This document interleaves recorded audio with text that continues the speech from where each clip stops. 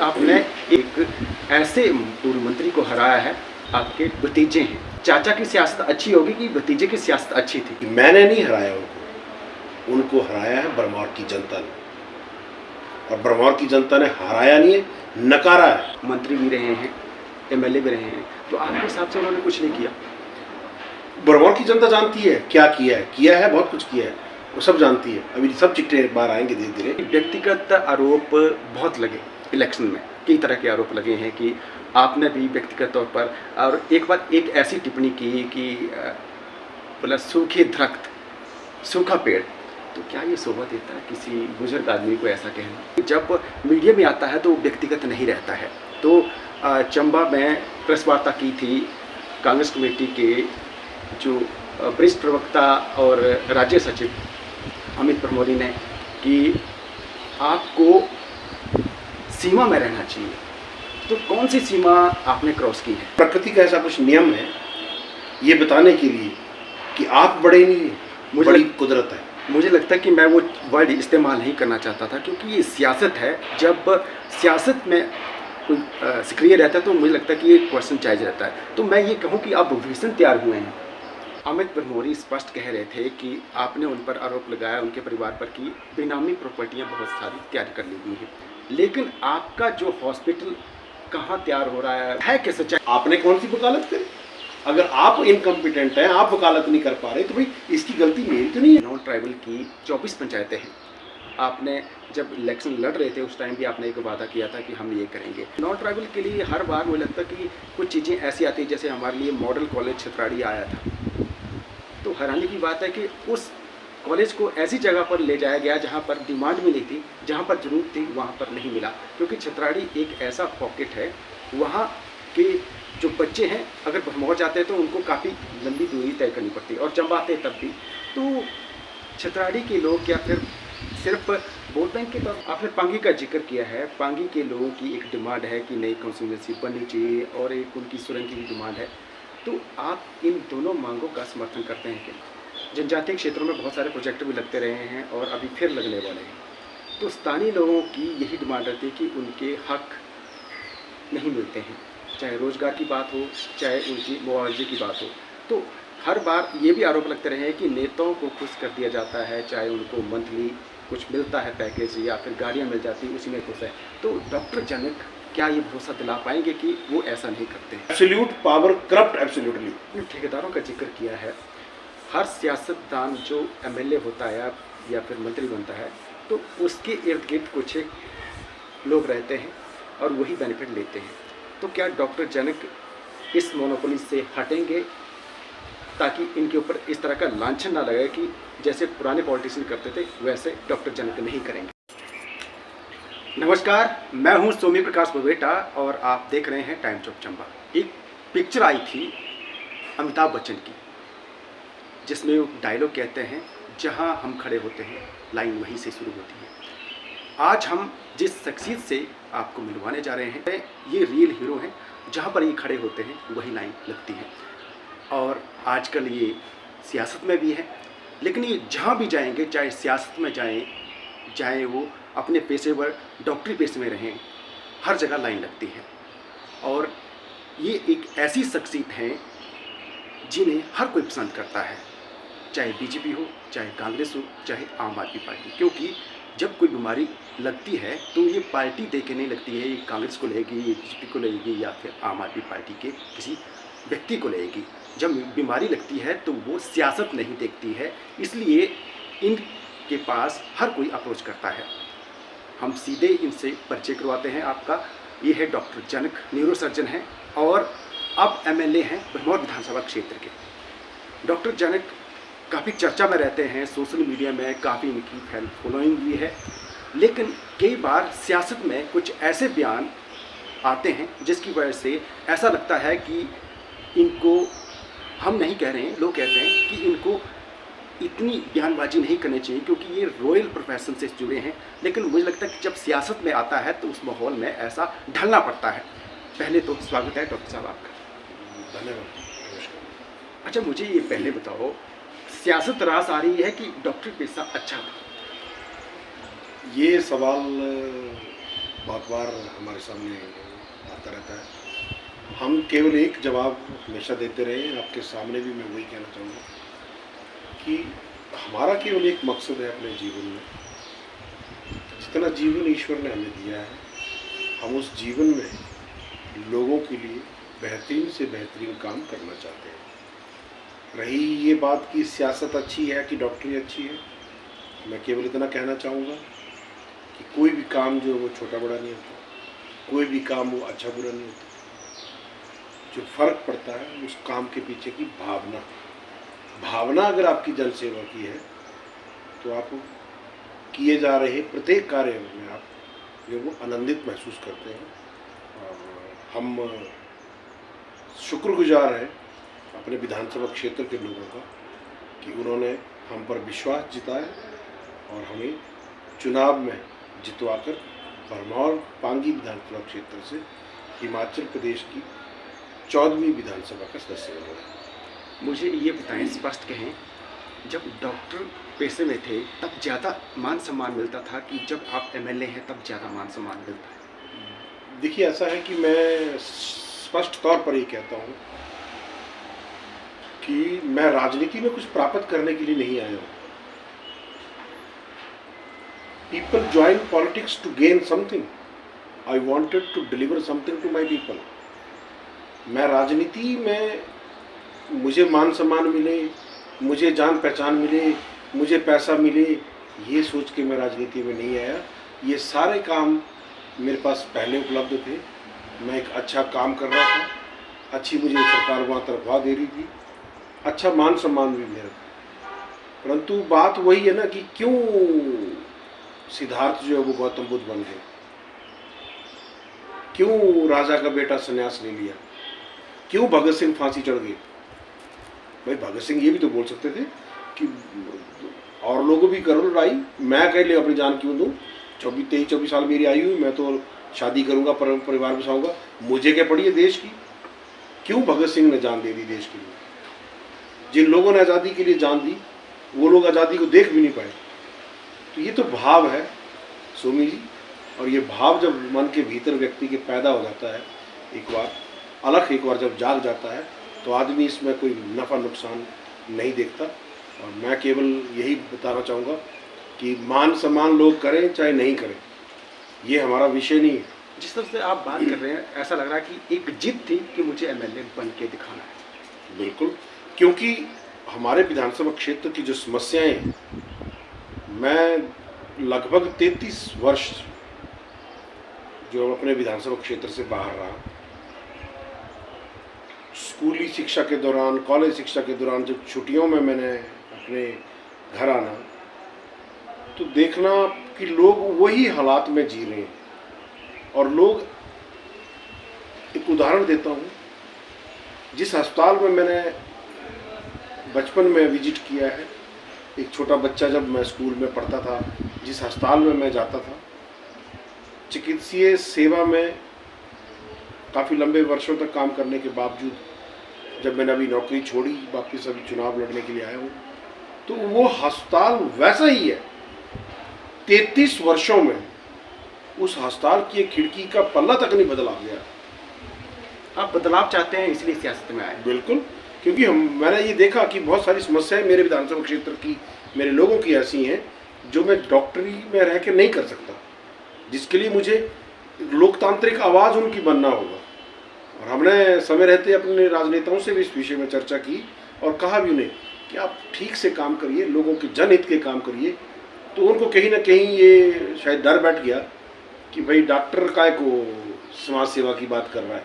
तो कई बार उन्होंने मुझे ऐसे टिप्पणियाँ भी की कि डॉक्टर को बोलो कि डॉक्टरी करे, राजनीति ना करे। तो हम तो केवल काम करना चाहते थे अपने लोगों का। और इतना कहना चाहूँगा कि अगर आप लोगों ने ठीक से काम किया होता तो डॉक्टर को डॉक्टरी से अलविदा कहकर यहाँ पर नहीं आना। चूँकि आपने ऐसे पूर्व मंत्री को हराया है जो आपके रिश्तेदार भी हैं, आपके भतीजे हैं, तो आप जब बात करते हैं कि चाचा भतीजा की राजनीति, तो चाचा की सियासत अच्छी होगी कि भतीजे की सियासत अच्छी थी? ये जवाब तो समय के साथ लोगों को मिलेगा कि चाचा की सियासत अच्छी रहेगी कि अब भतीजे की सियासत अच्छी थी। और ये बात कहना कि ऐसे नेता को हराया मैंने जो 11 बार चुनाव लड़ चुके हैं, पूर्व में वन मंत्री हैं। तो मैं अभी भी स्पष्ट तौर पे कहता हूँ कि मैंने नहीं हराया उनको हराया है ब्रह्मौर की जनता ने। और ब्रह्मौर की जनता ने हराया नहीं है, नकारा है।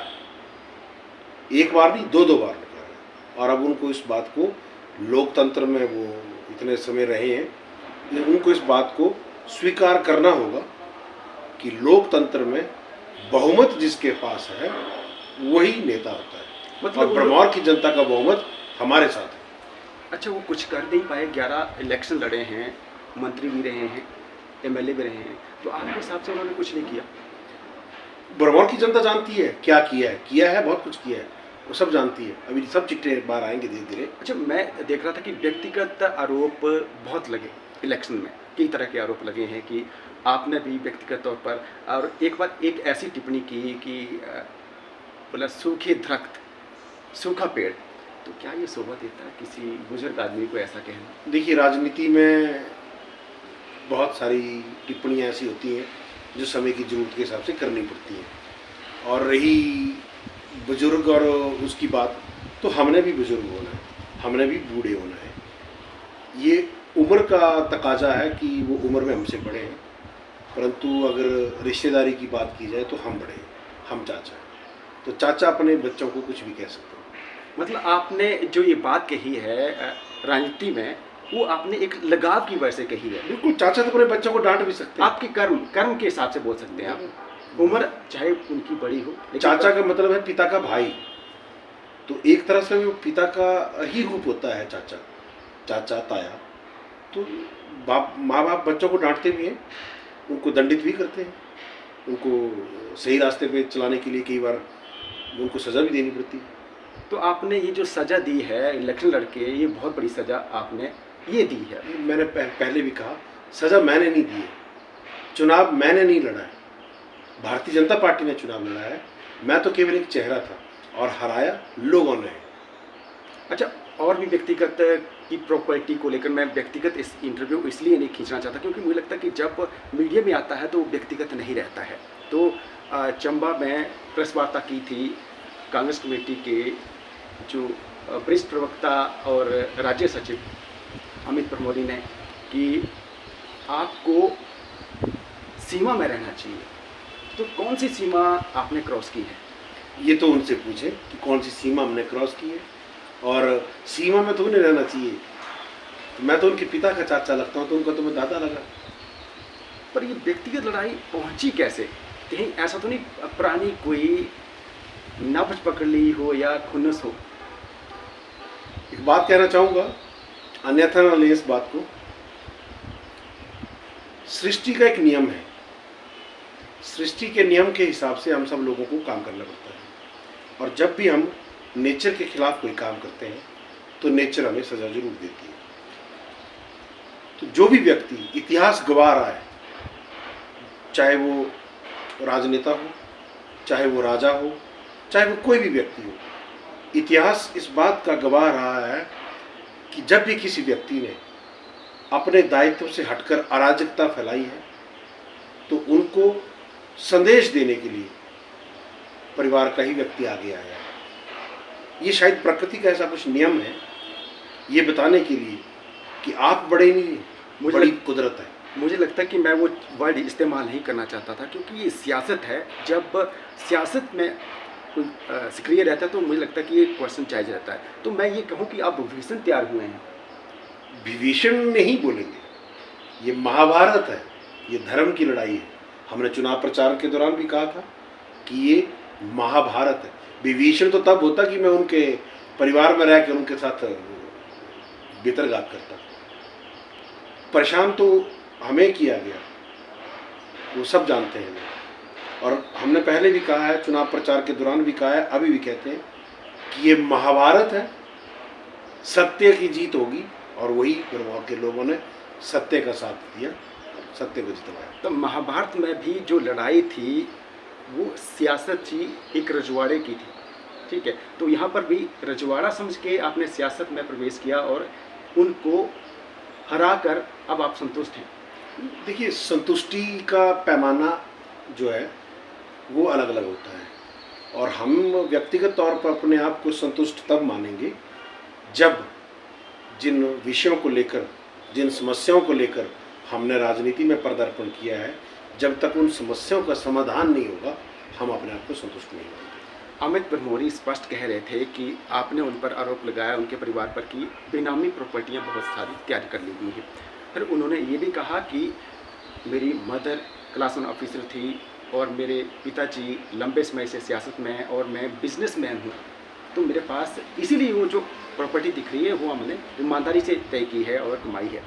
लेकिन आपका जो हॉस्पिटल कहाँ तैयार हो रहा है मुझे ये तो उनसे पूछे कहाँ तो तैयार वो हो रहा है क्या सच्चाई? मुझे लगता है कि वो आप जब तक आप नहीं बोलेंगे लोग गुमराह भी होते हैं कि देखिए, बिल्कुल मैं स्पष्ट तौर पे कहता हूँ, आप चुनावी एफिडेविट 22 अक्टूबर 2022 को जो उन्होंने नॉमिनेशन अपना जो भरा है, उस नॉमिनेशन के आप हमारे चुनावी एफिडेविट को आप देखिए, हमारे पास जो जो भी कुछ है हमने उस सब चीज़ की घोषणा उस बात में की है कि ये संपत्ति मेरे पास है, ये मेरे पास इतना पैसा है, मेरे पास इतनी ज़मीन है, मेरे पास इतना चल अचल संपत्ति है। और उनके आप चुनावी एफिडेविट को देखें तो उसमें बहुत सारी चीज़ों को छुपाया गया है। अगर आप सच्चे थे तो छुपाए क्यों? मतलब जो एफिडेविट था जो छुपाया गया वही हिच है। क्यों छुपाया गया? अब भरमौर विधानसभा क्षेत्र में जहाँ जहाँ पावर प्रोजेक्ट हैं या जहाँ लगने जा रहे हैं वहाँ किसकी ज़मीनें हैं पूरा भरमौर जानता है। तो क्या ये जो आप आरोप लगा रहे हैं या जो आप एफिडेविट का ये आरोप पब्लिक लगा रही है, तो आप इस मामले में आगे करेंगे क्या? ये तो लोगों ने तो अपना काम कर दिया है और बाकी आने वाले समय में खुद पता लगेगा। अच्छा, हॉस्पिटल की सच्चाई क्या है ताकि कोई पब्लिक जानना चाहती है? कि मुझे लगता है कि अगर हॉस्पिटल अगर तैयार कर रहे हैं, अगर वहाँ पर सेवाएं देंगे तो लोगों को तो पता चलना भी है बाद में। देखिए, हॉस्पिटल, मैं कोई हॉस्पिटल नहीं तैयार कर रहा हूँ। मेरा एक घर बनाया है और वो घर के एक फ्लोर को एक फिजियोथेरेपी सेंटर ने किराए पे लिया हुआ और वो लड़का हमारे भरमौर का ही है, जो लड़का जो वहाँ पे काम कर रहा है उसका अपना सेंटर चलाया है। उसने मुख्यमंत्री स्वावलंबन योजना से लोन लेके उस वहाँ पर फिजियोथेरेपी सेंटर को चला। तो वो अगर कोई व्यक्ति ये कहता है कि मैंने हॉस्पिटल बनाया है तो वो मुझे ज़रूर बताएं कहाँ मैंने बनाया है और उस अस्पताल में किन किन मरीजों का मैंने इलाज किया है या इलाज हो रहा है, तो ज़रूर बताएं। लोगों के सामने सच्चाई जरूर आनी चाहिए। अच्छा, सच बात क्या है कि आप पॉलिटिशियन रहना चाहते हैं या चिकित्सीय सेवा में रहना चाहते हैं ईमानदारी से? क्योंकि मुझे लगता है दिल जो होता है कभी झूठ नहीं बोलता। देखिए, ऐसा है सोमी जी, डॉक्टर तो मैं हूँ, सदा रहूँगा। विधायक का भी मैं दायित्व निभा रहा हूँ। भरमौर विधानसभा क्षेत्र के लोगों ने मुझे चुना है विधायक के नाते, तो इस वक्त विधायक का मैं दायित्व निभा रहा हूँ और डॉक्टर तो मैं सदा रहूँगा। डिग्री मेरे पास है, अनुभव मेरे पास है, तो अगर मेरे उस डिग्री और अनुभव का लाभ लेने के लिए कई बार लोग मुझे संपर्क करते हैं तो मैं उनकी मदद ना करूं, कि उनको मना कर दूं क्या मैं विधायक हो गया हूं, मैं डॉक्टरी भूल गया हूं। अच्छा, मुझे ये बताओ, जो आप भी वकील हैं, आप समझ रहे हैं मैं किसको कह रहा हूँ? आपने कौन सी वकालत करी? अगर आप इनकम्पिटेंट हैं, आप वकालत नहीं कर पा रहे, तो भाई इसकी गलती मेरी तो नहीं है ना। मेरे पास स्किल है, भगवान ने मुझे ऐसी शक्ति दी, ईश्वर ने मुझे इतनी बुद्धि दी, मैंने डिग्री की और उस डिग्री के अगर लाभ मैं अपने लोगों को देना चाहता हूँ। आप सीधा क्या है? सीधा आरोप अपने भतीजे के बेटे पर लगा रहे हैं जिस हिसाब से आप कह रहे हैं। वो जाहिर सी बात है, आप वकील है तो वकालत करें, क्यों नहीं कर रहे वकालत? और हमने जो आरोप, हम जो जिन चीज़ों को आप आरोप कह रहे हैं, चुनावी शपथ पत्र में जो घोषणाएं की हैं और जो प्रॉपर्टियाँ छुपाई हैं, हम जो आज भी आपके सामने से कहते हैं, अगर आप सही मायने में वकील है तो करिए ना केस हम पे, कहिए ना कि हम झूठ कह रहे हैं, हम पे मान आने का दावा करिए, हम जवाब देंगे। ओपन चैलेंज है, आप करिए मान आने का दावा मेरे पे कि मैं झूठे आरोप लगा रहा हूं आपके परिवार के ऊपर। आप करिए, मैं उसका जवाब दूंगा।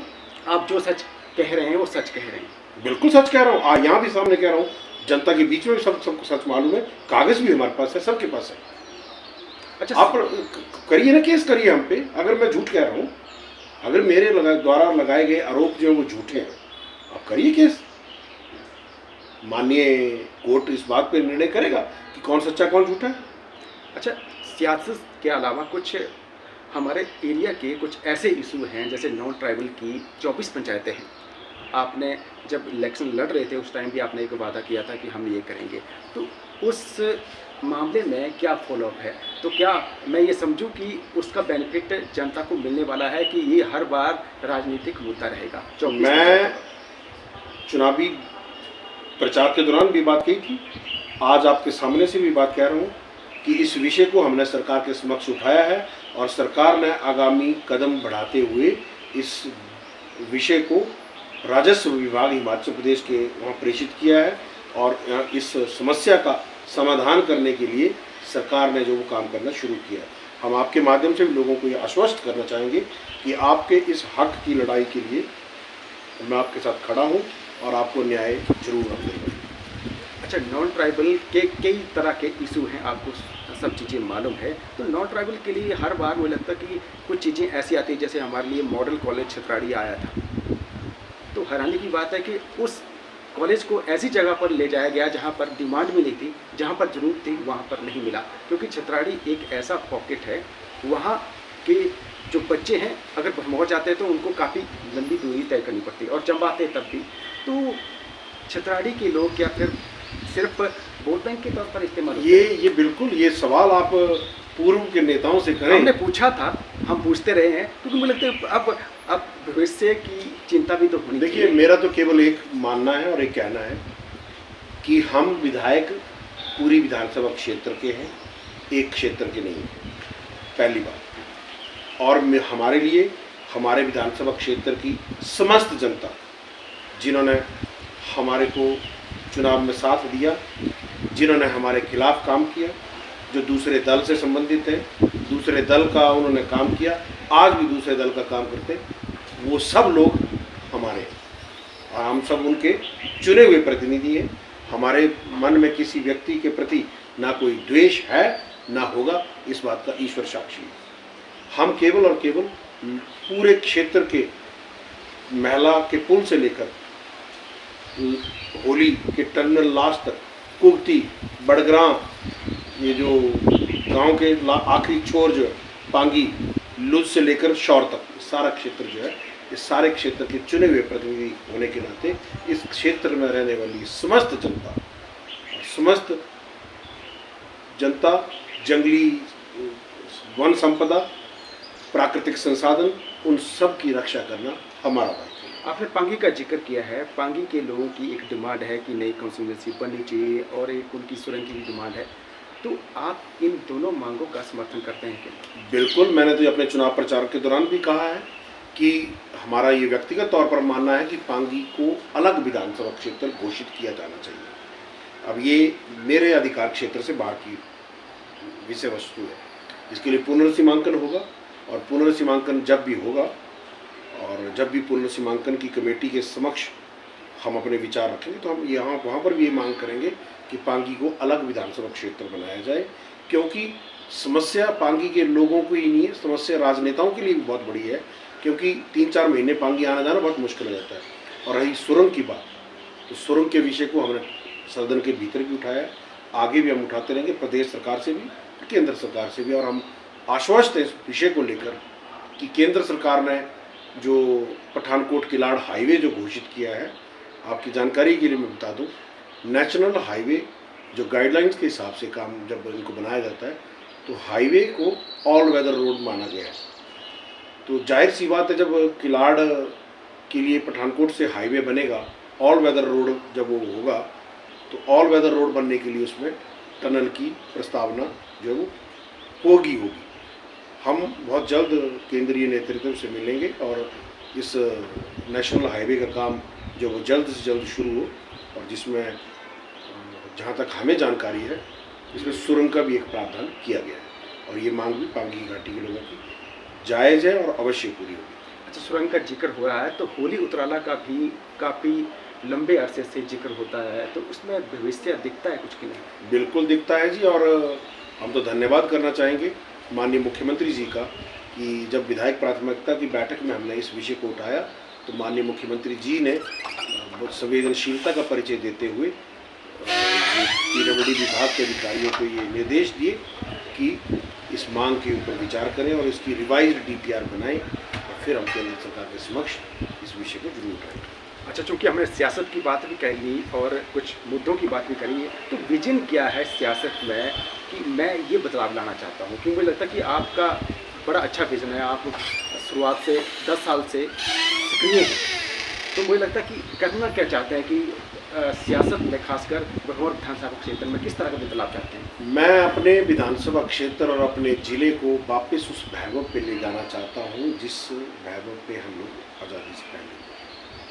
देखिए, हमारा ज़िला कभी किसी समय देश के अग्रणी ज़िलों में था। आज़ादी से पहले हमारे यहाँ पर पावर हाउस था, आपको जानकारी होगी। हमारे राजा जो भी यहाँ पे चंबा के थे, ये साहू के इधर नाले के पास में एक पावर प्रोजेक्ट उन्होंने उस वक़्त बनवाया। उस वक़्त इन्होंने हॉस्पिटल बनवाए, उस वक़्त लड़कियों के एजुकेशन के लिए स्कूल खुलवाए। तो ऐसा क्या कारण रहे कि चंबा जो है वो, एक गाना भी है ना कि चंबे चांदी बतेरा हो, कहाँ से चंबा कहाँ पहुँच गया। तो वापस चंबा को खोए हुए अस्तित्व को, गौरव को हम वापस दिलवा पाएँ, ये हमारा राजनीति में मेन मकसद रहेगा। और जिसके लिए सबसे प्रमुख चीज़ जो है वो अगर होती है तो उसके बाद बाकी चीज़ें स्वतः अपने आप ठीक होती हैं। वो है चंबा जिले की शेष प्रदेश से दूरी। अगर ये दूरी किसी भी तरीके से हम कम करने में अगर कामयाब होते हैं, चंबा को उठा के हम कांगड़ा के या हमीरपुर तक तो ले नहीं जा पाएंगे। दूरी कम करने का रास्ता क्या है? अतिरिक्त मार्ग की व्यवस्था, जिसमें सुरंग की व्यवस्था हो, ताकि ये जो पहाड़ है, अब धर्मशाला से भरमौर किसी व्यक्ति को पहुंचना है तो उसको इस पूरे पहाड़ के एक कोने पे जाना के वापस जाना पड़ता है। सैकड़ों किलोमीटर का समय लगता है, मतलब सफ़र तय करना पड़ता है। तो अगर एक वैकल्पिक मार्ग की व्यवस्था हो, एक सुरंग की व्यवस्था हो जो चंबा जिले को शेष हिमाचल से जोड़े, तो हमें लगता है कि बाकी चीज़ें स्वतः अपने आप ट्रैक पे आ जाएंगी। फिर लोग यहाँ पे नौकरी करने भी आएंगे। फिर जो हमें आकांक्षी जिला का जो दर्जा मिला है, उस दर्जे को भी हम उसका सही से लाभ उठाकर, जो केंद्र सरकार में जो उसमें योजनाओं का, जो विभिन्न योजनाओं के लिए जो उसमें बजट आ रहा है, उसका सारा सही तरीके से इस्तेमाल करके हम चंबा जिले को देश के अग्रणी जिलों में शामिल करें, ऐसी हम सोच रखते हैं। जनजातीय क्षेत्रों में बहुत सारे प्रोजेक्ट भी लगते रहे हैं और अभी फिर लगने वाले हैं, तो स्थानीय लोगों की यही डिमांड रहती है कि उनके हक नहीं मिलते हैं, चाहे रोज़गार की बात हो, चाहे उनकी मुआवजे की बात हो। तो हर बार ये भी आरोप लगते रहे हैं कि नेताओं को खुश कर दिया जाता है, चाहे उनको मंथली कुछ मिलता है पैकेज या फिर गाड़ियाँ मिल जाती हैं, उसी में खुश है। तो डॉक्टर जनक क्या ये भरोसा दिला पाएंगे कि वो ऐसा नहीं करते हैं? मैं ऐसा बिल्कुल नहीं करता हूँ, ना ही ऐसा करूँगा। और ये सवाल जो आप पूछ रहे हैं, मैं आपके माध्यम से भी सब पूर्व के नेताओं से भी और पावर प्रोजेक्ट वालों से भी पूछना चाहता हूँ, इतने सारे पावर प्रोजेक्ट हमारे विधानसभा क्षेत्र में लगे हैं, क्या एक स्कूल का, अच्छे स्कूल का निर्माण हम कर नहीं सकते थे? एक अच्छे हॉस्पिटल का निर्माण हम कर नहीं सकते थे? एक अच्छी सड़क हम बना नहीं सकते थे? इसके लिए कौन जिम्मेवार है? फिर कहते हैं कि डॉक्टर को डॉक्टरी में रहना चाहिए, डॉक्टर राजनीति में क्यों आ गया? कौन जिम्मेवार है इसके लिए? अरबों रुपए का पैसा, जो अरबों रुपए का बजट भरमौर विधानसभा क्षेत्र में जो बेतरतीब तरीके से खर्च कर दिया गया, इसमें चंद चाटुकार लोगों को लाभ दिया गया और जनता आज भी उसी हालात में है।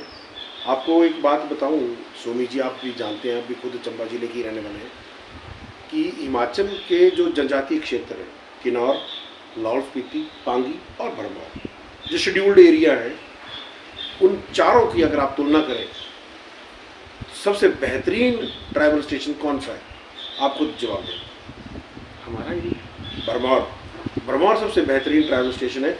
2 घंटे के डिस्टेंस पे डिस्ट्रिक्ट हेडक्वार्टर है, बिजली, पानी, रोड उस हालात में नहीं है जिस हालात में बाकी जगहों के। उसके बावजूद भी भरमौर का प्रतिनिधित्व सरकारी सेवाओं में देख लीजिए कहाँ है। उसके बावजूद भी जितनी सरकारी व्यवस्था है वहाँ पर अधिकारियों की कमी है। लोग किन्नौर, पांगी, लाहौल स्पीति ज्वाइन कर लेते हैं, भरमौर में ज्वाइन करने से डरते हैं। क्यों? कि भरमौर में लोग तीर कमान लेके बैठे मारने के लिए, क्योंकि भरमौर में राजनेताओं ने माहौल ऐसा बना दिया था कि जब ये भरमौर विधानसभा में एंटर कर गए तो अब हमारा यहाँ पे एक छत्र शासन चलेगा, इस तरीके से लोगों ने काम किया। इसका कारण बताता हूँ मैं, कारण क्या रहा। थोड़ी पृष्ठभूमि में मैं आपको बताता हूँ। पहले हमारे क्षेत्र के चुनाव जो वो बाद में होते थे, तो पार्टियां चुनाव लड़ती थी, सरकारें बन जाती थी, और फिर एक जो पार्टी सत्ताधारी होती थी उसके व्यक्ति को, लोगों को भी लगता था कि यार सरकार इस पार्टी की बनी है तो इसी पार्टी के कैंडिडेट को जितवाना है। और इसी का ये कारण रहा कि जो हमारे राजनेता रहे वो अराजक हो गए। क्यों अराजक हुए? क्योंकि उनको मालूम था टिकट मुझे मिलना है, जीतना मैंने है, सरकार मेरी है, तो मैं क्यों लोगों की बात सुनूं। तो लोग, जनता, जो ऐसा होता है कि नेता जनता के पास जाता है कि हमें वोट दीजिए, पर पूर्व में ऐसी परंपरा रही कि पब्लिक खुद जाती थी नेताओं के पास कि हमने आपको वोट देना जनाब, हम आपके साथ हैं। ऐसा होता था ना, एक सब देखते हैं। एक छत्र राज रहने की वजह से डेवलपमेंट नहीं हो पाई। जब विरोध नहीं हुआ, जब उनको मालूम था कि कोई हमारे खिलाफ बोलने वाला नहीं है, कोई हमारी कार्यों पे क्वेश्चन उठाने वाला नहीं है, तो फिर एब्सोल्यूट पावर करप्ट एब्सोल्यूटली वही हुआ। और फिर जब पूर्व में, जब इस माननीय उच्च न्यायालय ने ऐसे आदेश दिए कि चुनाव या तो पहले होंगे या तो साथ होंगे, बाद में चुनाव करने का कोई मतलब नहीं है, तो 3 बार ऐसा पहले हुआ, चौथी बार अब हुआ है। तो 3 बार क्या हुआ कि जो पार्टी की सरकार आई वही लोग जीते। हमारा कहने का मतलब यह है कि आज तक, जब से भरमौर विधानसभा अस्तित्व में आई, तब से लेकर भरमौर विधानसभा क्षेत्र जो है वो हमेशा सरकार के साथ रहा। पहली बार ऐसा हुआ है। वही मैं कह रहा हूं, इतने वर्षों तक सदा सरकार के साथ रहने के बावजूद भी भरमौर आज विकसित नहीं हो पाया। इसके लिए कौन जिम्मेवार है? लोग कहते हैं कि सरकार हमारी है, हम तो ये कर लेंगे वो कर लेंगे। हम, भरमौर तो सदा सरकार में रहा है, उसके बावजूद भी भरमौर ऐसी दयनीय स्थिति में क्यों है? इस सवाल का जवाब मैं पूछना चाहता हूं आपके माध्यम से नेताओं से। इस सवाल का जवाब दें कि सदा भरमौर विधानसभा क्षेत्र जब सरकार में रहा, उसके बावजूद भी ऐसा तुष्टीकरण क्यों हुआ कि आज भी भरमौर विधानसभा क्षेत्र के लोगों को अल्ट्रासाउंड करवाने के लिए चंबा में आके धक्के खाने पड़ते हैं, दांत का इलाज करवाने के लिए लोगों के पास कोई सुविधा नहीं है, स्कूलों में बच्चों के पढ़ने की कोई व्यवस्था नहीं है, कोई अस्तबल जैसे हालात में बच्चे पढ़ रहे हैं। चिकित्सा की व्यवस्था को देख लीजिए, स्कूली शिक्षा को देख लीजिए, रोडों के हालात को देख लीजिए, पानी, पीने का पानी उपलब्ध नहीं है लोगों को, लाल में पानी पीने का नहीं है। वो पारली पहाड़ी जो है, शिरडी लाल के पार, वहाँ लोगों को पीने का पानी नहीं है। क्या कर रहे हैं? कौन सा विकास किया है? एक इस्टेब्लिशमेंट, एक ऐसा सेंटर भरमौर में मुझे आप दिखा दो और छाती ठोक के ये कहें लोग कि ये हमने बनाया, ये हमारे प्रयासों से बना और इससे लोगों को ये सुविधा मिल रही है। एक जगह मुझे दिखा दो, एक जो सरकारी, हमने ये सवाल भी लगाया था विधानसभा में कि कितने सरकारी भवन भरमौर में ऐसे हैं जो बना दिए गए पर उसका कोई लाभ नहीं मिला। बहुत लंबी लिस्ट है। क्यों बना दिए गए? क्यों खर्चा? सिर्फ लाभ मिला उसमें एक व्यक्ति को, वो ठेकेदार को, जिसने वो बिल्डिंग बनाई, उसको प्रॉफिट हुआ बिल्डिंग बनाने में, ठेकेदार को जो पैसा बचता है। बाकी ना वो जनता को उसका लाभ हुआ, ना सरकार को कोई लाभ हुआ। आपने ठेकेदारों का जिक्र किया है। हर सियासतदान जो एमएलए होता है या फिर मंत्री बनता है, तो उसके इर्द गिर्द कुछ एक लोग रहते हैं और वही बेनिफिट लेते हैं।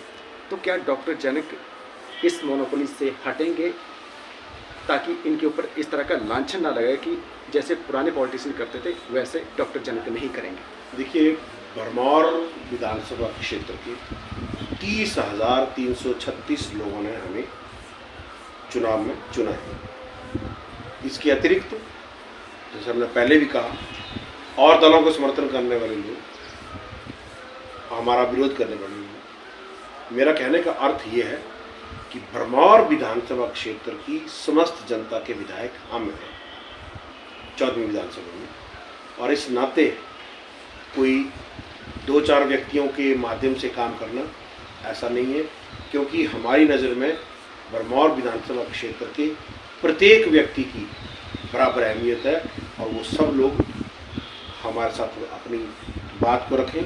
हमारे साथ हमने पहले चुनाव प्रचार के दौरान भी बात को कहा था कि किसी के थ्रू ना आकर आप डायरेक्ट हमसे संवाद करें, अपनी विषय वस्तु को सीधे हमसे कहें, क्योंकि जब भी बीच के जो कई बार जब पुल बनने लग पड़ते हैं ना, तो वो पुल बिचौलिया सिस्टम आप फिर वो पुल जो है वो बीच में कई बार क्रॉस करने का टैक्स लेना शुरू कर देते हैं लोगों से। तो वैसी चीज़ व्यवस्था ना बने, लोग आप डायरेक्टली हमसे मिलें, डायरेक्टली अपनी समस्या को बताएं, जो हमसे जितना संभव होगा हम उनको पूरा कर देंगे। आपने एक योजना शुरू की थी कि जो बढ़िया काम करेंगे वार्ड मेंबर उनको सम्मानित किया जाएगा, ये आप प्रशंसनीय कदम है और भविष्य में पंचायत प्रधानों तक के लिए भी ऐसा करेंगे कि नहीं? बिल्कुल करेंगे। देखिए जी, ऐसा है कि चाहे चुने हुए प्रतिनिधि हैं, चाहे सरकारी व्यवस्था में काम करने वाले कर्मचारी और अधिकारी हैं, हम सबका एक हेतु होना चाहिए, जनहित। और जनहित में जो काम करने वाले कर्मचारी, अधिकारी, चुने हुए प्रतिनिधि, चाहे प्रधान, उप प्रधान, बीडीसी, वार्ड मेंबर, जिला परिषद, जो भी जनहित में बेहतरीन काम करेंगे, हम उन सब का हौसला अफजाई करेंगे, सबको प्रोत्साहित करेंगे, पुरस्कृत भी करेंगे। पंचायत वाइज आपने एक सोशल मीडिया वीडियो डाला कि मैं जल्द ही दौरा करूंगा, तो कब दौरा शुरू होगा? क्योंकि मुझे लगता है कि जनता वेट कर रही है। दौरे शुरू हैं। शिमला म्यूनिसिपल कॉरपोरेशन चुनावों में हमें चुनाव पर एक वार्ड का प्रभारी बनाया गया है और उस चुनाव के बाद फिर हम पांगी विधानसभा, जो हमारा भरमौर विधानसभा का एक हिस्सा पांगी है, वहाँ जाएंगे। और अब ये दौरे का नियम जो परंपरा है, ये पंचायत दर पंचायत जो है वो चलती रहेगी। और एक हमने ये भी सुना था कि आप जहाँ भी जाएंगे वहाँ पर हेल्थ सिस्टम को मजबूत करने के लिए या फिर उनकी जांच के लिए कैंप भी लगाएंगे, तो ये शुरू कर रहे हैं या करेंगे जी, करेंगे। क्योंकि अभी देखिए ऐसा ना कि ये जो 4 महीने का समय रहता है, दिसंबर से लेकर अप्रैल तक का, हमारी अधिकतर जनता माइग्रेट करती है भरमौर से। अधिकतर लोग जो है वो भरमौर से पलायन करते हैं। तो इसी वजह से हमने अपने ये जो वर्किंग टाइम है अप्रैल से लेकर अक्टूबर तक का, इसी दौरान ये सारे अपने दौरे भी और जो कैंप वगैरह का कार्यक्रम है वो भी करेंगे। हम अपने दर्शकों को बता दें कि इन्होंने जो भी चीज़ें कही हैं बड़ी बेबाकी से कही हैं, अब भी हमारे दर्शकों को अपनी तरफ से मैसेज देना चाहते हैं। हम केवल एक बात कहना चाहेंगे कि राजनीति, ये तो बहुत सारे सब लोग ऐसा कहते हैं कि हम सेवा करने के लिए आए हैं। आज से पहले कौन सी सेवा करी, किसने करी, वो सब पता लोगों को। तो मैं एक बसी बसाई ज़िंदगी को छोड़ के इस मार्ग पर चलने लगा हूँ। मुझे आपके आशीर्वाद की, आपके साथ की आवश्यकता है और मैं आपको ये विश्वास दिलाता हूँ, आश्वासन देता हूँ कि आपकी समस्याओं के समाधान के लिए अपने साथ आप हमेशा में खड़ा रहेंगे। धन्यवाद। तो ये थे डॉक्टर जनक, इन्होंने बड़ी बेबाकी से सारी चीज़ें कही हैं। उम्मीद है आपको ये हमारा जो इंटरव्यू है अच्छा लगा हो। इस तरह में आप फीडबैक भी दे सकते हैं ताकि ये फीडबैक डॉक्टर जनक तक पहुँचे और अपने कार्य को वो और कुशलता से कर पाएँ। बहुत बहुत धन्यवाद।